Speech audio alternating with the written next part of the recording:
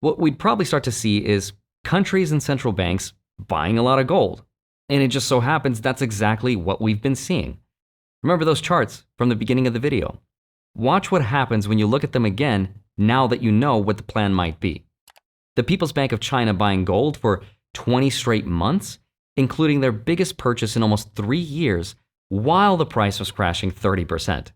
That's a central bank that does not care what the price is because they're not trying to make money. They're accumulating an asset that they think will probably run the world in the future. Also, world central banks as a group have been buying roughly 1,000 tons of gold per year for 3 years straight, which for context is about double the pace of the decade before. Then there's also countries like Poland, Uzbekistan, Kazakhstan, China. And notice who's selling. Almost nobody. And remember that paper gold ban that China just did.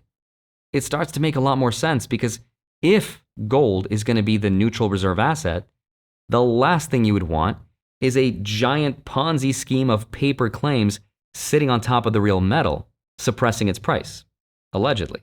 Right? China wants its citizens holding the real thing. Coins, bars, ETFs backed by bullion in a vault somewhere, right? Not somebody's IOUs with leverage and a futures contract on top of it. So it kind of looks like then that China is depaperizing gold before this possible revaluation. And while all of this is happening, by the way, look at the gold exports for the US. This shows something called non-monetary gold exports, which is a line that's going right up, right? The biggest increase in the history of the data.